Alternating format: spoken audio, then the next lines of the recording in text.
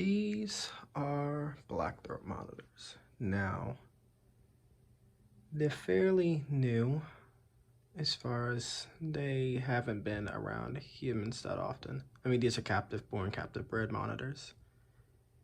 Now, if you see monitors that are skittish, you'll notice that they generally like to run and they aren't going to sit here in front of a human being.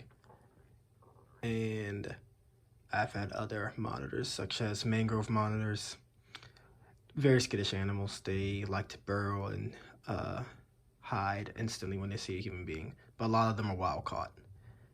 These being captive born, they generally are more relaxed. However, you have to build up to handling them.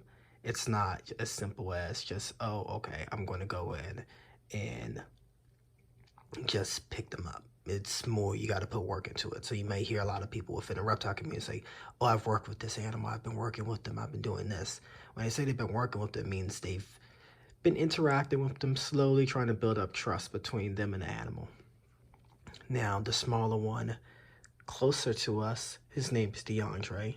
The bigger one in back, her name is Abora.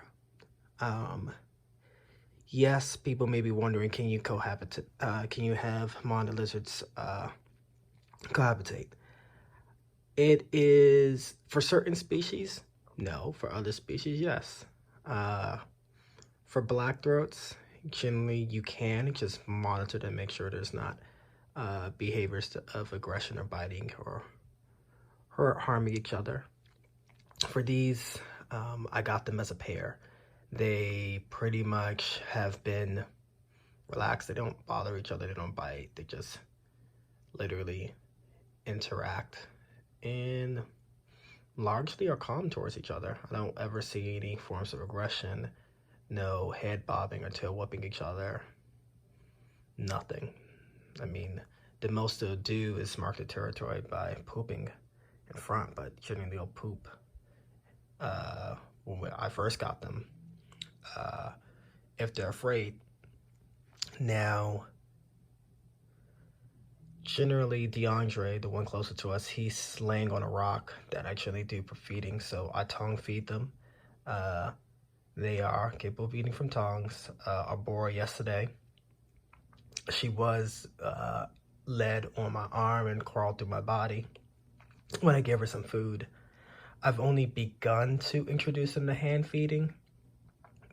Honestly, a lot of it's due to the fact I don't like roaches on my hand, and they love dubia roaches. They're very careful, very smart. One day I'll take a video of hand feeding them and experiments with that. They generally pretty calm. I like talking here. If you can notice and look at their eyes, they're very much intently focused on what I'm going to do. I don't like to come up and then bother them every time they come out. I want them to be comfortable with just being out. I want them to be comfortable with just learning my presence and getting used to that. As you can see, they're very pretty things. Although sizable babies, because yeah, they are sizable babies. Now you see her born and back, she is significantly larger than DeAndre. We have been actively trying to put more weight on DeAndre. I mean, he's a nice, good size, but I don't know. I assume they were hatched from the same parent. Can't really, for all intents and purposes, can't really tell what's the difference between why one is bigger than the other. Other than one must have got more food, a lot more food. As you can see, since we've had DeAndre, he has started to shed. So that's good. I'm very happy about that. Yeah, but we'll do more videos of them. Very pretty, very pretty. If anyone is wondering, black throat monitors, extremely tame. I've never been bitten. Ever. If they get frightened, they'll puff up and tail whip. As you can see, they're really calm. Just chilling, basking. Earlier, they was exploring around the tank. They're looking for this house gecko, that has been crawling around. They haven't caught it, mainly because this thing can climb. They can't.